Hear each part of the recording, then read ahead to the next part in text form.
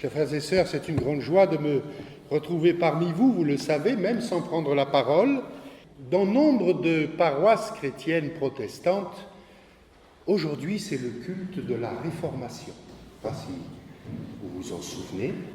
La remise en lumière de la parole de Dieu. La parole de Dieu demeure à toujours. C'était un texte que l'on trouvait souvent sur les façades des temples. Ta parole, c'est la vérité. Ta parole demeure à toujours. Alors, sans vouloir prendre la place du pasteur, qui peut-être interviendra sur le sujet dimanche prochain, je voulais réfléchir avec vous dans ces temps dits de la Toussaint, de tous les saints martyrs, c'est ça le vrai titre, la fête de la Toussaint. La fête de tous les saints martyrs pour pouvoir se souvenir. Et l'ensemble des Français aussi, dans le lundi qui suit, va faire ce que l'on appelle, et qui n'est pas biblique, la fête des morts, se souvenir de nos disparus, de nos chers disparus. Dieu se souvient de nous, Dieu se souvient de chacun d'entre nous qui avons placé sa confiance en lui. Mais si Dieu se souvient sans difficulté, nous avons une grande difficulté. C'est que nous oublions beaucoup, et très facilement. Ainsi, dans ces moments de fête qui doivent nous aider à contrebalancer la fête de la courge.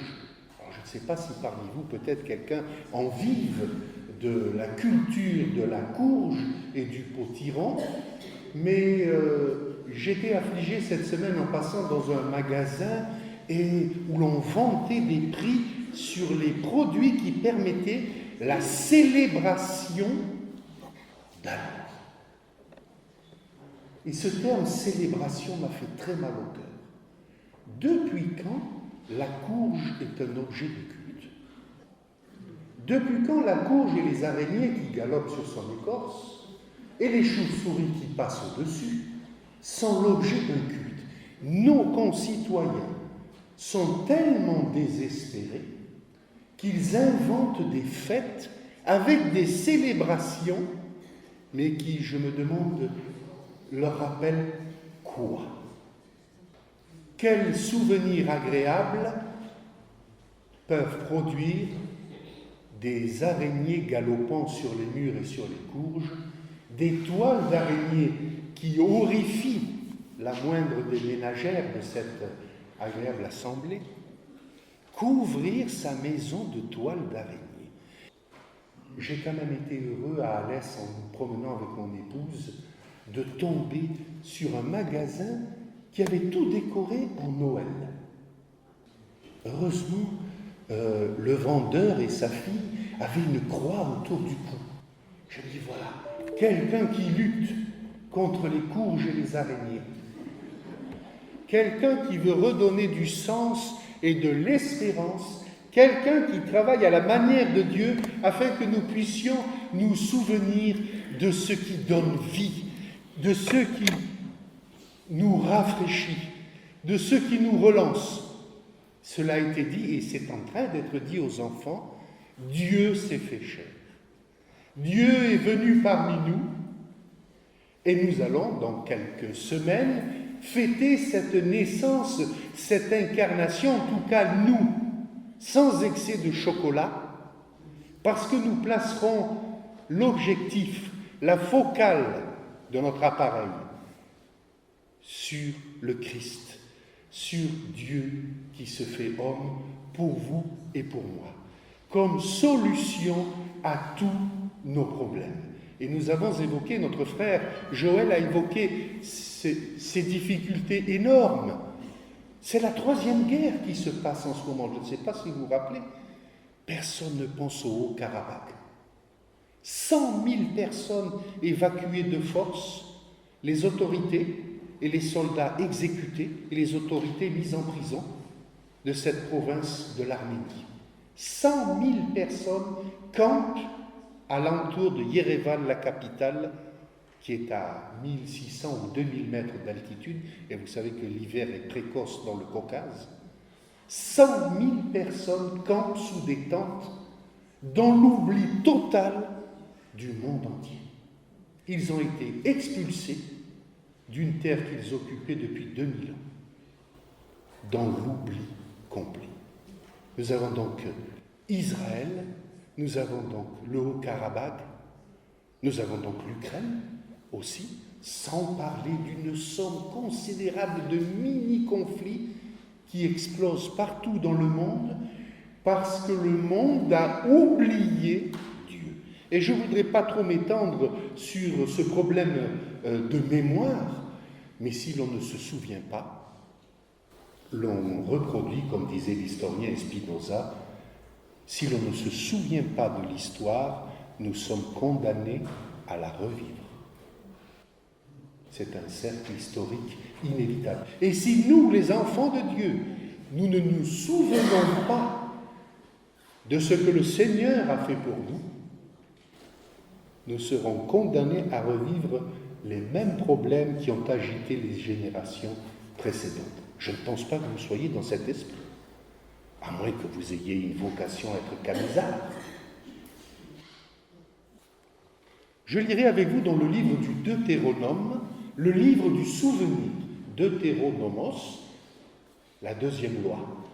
À la sortie, dans les plaines de Moab, pour ceux qui connaissent un peu la géographie de la Palestine, de l'autre côté du Jourdain maintenant, la Jordanie, la Transjordanie, le peuple allait pénétrer en Israël après 38 ans d'errance dans le désert. Toute une génération qui a erré dans le désert. Il allait pénétrer et Moïse rassemble tous les écrits qu'il avait compulsés dans le désert, vous le savez, la Torah, Genèse, Exode, Lévitique, Nombre. Il va compulser les 4 et tout rappeler dans le Deutéronome, dans le 5e. Et cela va composer la Torah, le Pentateuque, le rouleau des 5. Nous lisons, vous observerez et vous mettrez en pratique tous les commandements que je vous prescris aujourd'hui, afin que vous viviez. La loi du Seigneur fait vivre. Ne l'avait-on pas oublié? Que vous multipliez et que vous entriez en possession du pays que l'Éternel a juré de donner à vos pères. Le texte d'aujourd'hui. Souviens-toi de tout le chemin que l'Éternel ton Dieu t'a fait faire pendant ces 40 années dans le désert. Et là, c'est redoutable. Et cela donne aussi une explication aux hauts, aux bas et bas que nous avons dans notre vie, aux épreuves et aux difficultés. Nous ne devons pas le prendre comme une parole qui nous jugerait, qui nous détruirait. Mais souviens-toi de tout ton pèlerinage, depuis que tu as rencontré le Seigneur, pendant ces 40 années dans le désert, afin de t'humilier. Tout ce qui m'arrive dans ma vie et qui est, semble-t-il, négatif, est là pour m'humilier, est là pour me refaire prendre ma véritable place. Pas pour m'écraser, pour t'humilier et t'éprouver, te tester, pour savoir quelles étaient les dispositions de ton cœur. Vous allez dire, et Dieu les connaît. Oui, c'est pour que toi et moi, frères et sœurs, nous puissions connaître tel que nous sommes réellement. Ce que nous sommes devant Dieu, une petite araignée qui court sur une courge. Combien de fois avons-nous oublié ce que nous sommes véritablement? Et l'apôtre Pierre de le répéter, nous sommes pécheurs, pardonnés, libérés, dira l'apôtre Paul, justifiés, mais nous sommes pécheurs et pécheresses. Nous sommes dans le côté mortel de la force. le côté aussi obscur. Et il est toujours en nous. Et nous pouvons le constater jour après jour, quand on nous fait une tête à queue au volant, quand la voisine fait couler l'eau depuis son balcon et mouille tous vos carreaux, et bien d'autres choses encore, quand le mandat n'arrive pas et qu'il y a 4 jours de retard, et qu'on téléphone à la poste et qu'ils vous disent « je ne sais pas où est votre mandat ». Combien de fois avons-nous pu réaliser dans ces simples événements de la vie quotidienne combien nous sommes pécheurs? Rappelons-nous, quelle a été notre réaction? Elle n'était pas franchement chrétienne, la plupart du temps.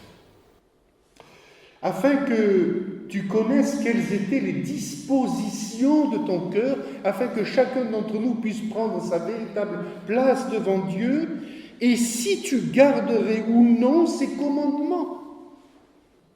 Ça, c'est du côté de Dieu. Du côté de Dieu, mais aussi de notre côté. Toutes ces épreuves, tous ces grains de sable sont là pour me tester, pour me montrer ce que je suis vraiment sans lui. Sans moi, disait-il, vous l'avez lu maintes fois, Évangile de Jean, chapitre 15, sans moi, vous ne pouvez rien faire. On ne s'en rend pas compte. La plupart du temps, on essaye de faire avec ses moyens, ses ressources, mais on ne prie pas avant et on ne prie pas après. On oublie. Il t'a humilié, il t'a fait souffrir de la faim. Et il t'a nourri de la manne. Ouf! Heureusement la deuxième, parce que ce serait un Dieu terrible, un Dieu qui affame, un Dieu qui humilie, un Dieu qui frappe, même si c'est pour me révéler à moi-même ce que je suis en vérité. Non, il t'a fait souffrir de la faim, certes, du manque, de l'absence, mais il t'a donné la manne, le pain du ciel, qui nous montrait à chacun d'entre nous la différence. Avec lui ou sans lui. Il t'a nourri de la manne que tu ne connaissais pas et que n'avaient pas connu tes pères, afin de t'apprendre que l'homme ne vivra pas de pain seulement, mais de toute parole qui sort de la bouche de Dieu. Vous connaissez ce texte, hein? Il a son équivalent dans le Nouveau Testament. Dans l'Évangile de Matthieu, au chapitre 5, pendant la tentation de notre Seigneur, le Seigneur a répondu avec ce verset. Après avoir jeûné 40 jours, nous dit l'Évangile, il eut faim. Vous n'avez pas faim après 4 heures de jeûne? Lui, c'est après 40. 40 jours, il eut faim. Et Satan se présenta à lui, nous dit le texte, en disant « Si tu es le Fils de Dieu, ordonne à ces pierres-là de devenir des pains. » Est-ce que vous pensez que c'était impossible pour Jésus? Il aurait pu faire du bon pain chaud, de campagne, aux graines. Il aurait pu, comme ça. Mais c'était sur l'injonction de Satan. Et là, je ne sors pas ma baguette magique. Sur les injonctions du diable, je ne réponds jamais. Mais je réponds par la parole de Dieu. Si je m'en souviens, l'homme ne vivra pas de pain seulement, il est écrit, dit le Seigneur, mais de toute parole qui sort de la bouche de Dieu. Et au verset 4, le constat, après toutes ces humiliations, tous ces manques, le rappel. Ton vêtement ne s'est pas usé sur toi. 40 ans dans le désert, et leurs vêtements ne se sont pas usés. Vous voyez, c'est le miracle du quotidien, auquel on ne fait pas attention. Alors vous allez dire, ah non, écoutez, ma paire de chaussures tous les 6 mois, ma garde-robe, je la change régulièrement, parce que vous comprenez, j'use beaucoup. Ton vêtement ne s'est point usé sur toi, et ton pied ne s'est pas enflé. Dans une autre traduction, ta chaussure ne s'est pas défaite. Du pain, des vêtements, des chaussures, dans le désert. Et le miracle a fait que par la providence de Dieu, Israël n'a jamais connu la nudité au désert. Vous voyez, on ne fait pas attention au miracle du Seigneur. Parce qu'on trouve ça normal que Dieu pourvoie nos besoins. Regardez la providence divine pour Israël. Ainsi, les hauts et les bas, les souffrances, les manques, les difficultés dans notre vie, qui sont là pour nous faire prendre la place juste que nous avons devant Dieu, sont accompagnés de cette providence qui dure jour après jour. Ainsi, nous devons nous souvenir de toute cette providence divine dans la présence du Seigneur. Combien de fois, dans sa bonté, le Seigneur, révélant mes faillites et mes faiblesses, a mis sur la perche mes serpents intérieurs, en me disant, si tu crois que toutes ces choses, j'ai pu les crucifier à la croix par la mort de mon Fils, alors tu es sauvé. Sur la perche, ainsi rejoignant l'explication de l'apôtre Paul, le Christ crucifié s'est fait péché pour nous, afin que nous devenions, justice de Dieu, nous devenions justes.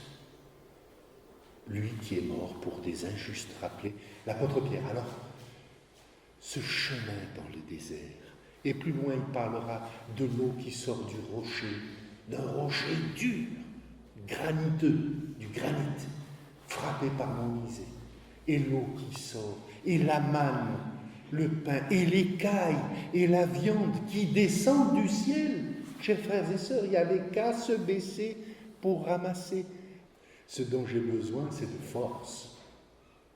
C'est de quelque chose qui tienne au ventre, qui me fasse avancer, en sachant que Dieu fera grandir mes chaussures en même temps que mes pieds. Et tiendra la qualité de mon vêtement, de ce qui me couvre, pendant tout le long de mon pèlerinage dans cette vie. Ça dépend avec quoi vous êtes couverts. Et nous sommes couverts, d'après la parole de Dieu, par la justice de Jésus-Christ. Vêtements inusables. Bible.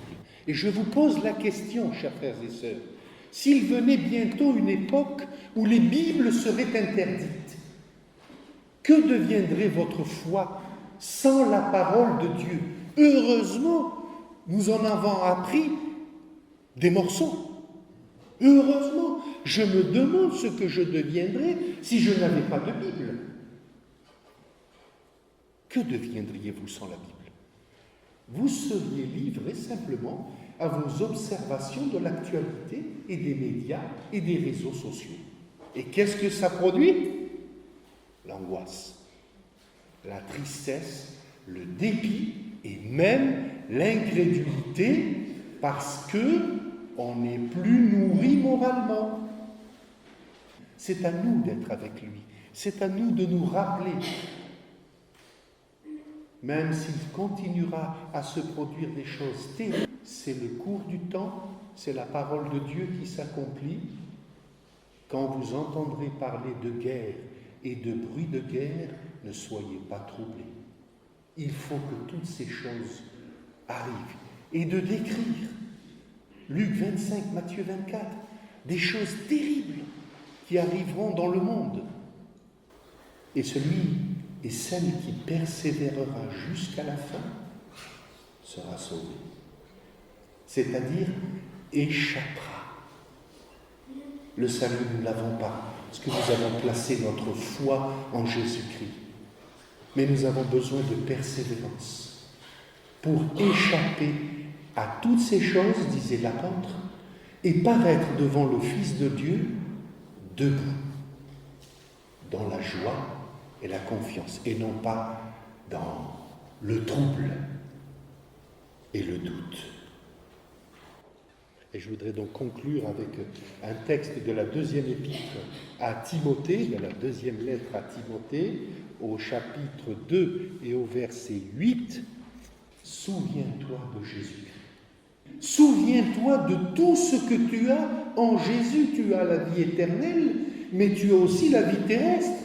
Car il nous a donné, dit l'apôtre Pierre, tout ce qui est nécessaire à la vie et à la piété, au moyen de la connaissance de celui qui, par sa vertu et sa propre force, nous communique la vie, selon ses promesses.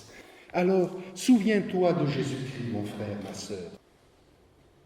Puisse le Seigneur vous encourager par ces quelques paroles, par la relecture du livre du Deutéronome, le livre du souvenir, le livre du rappel.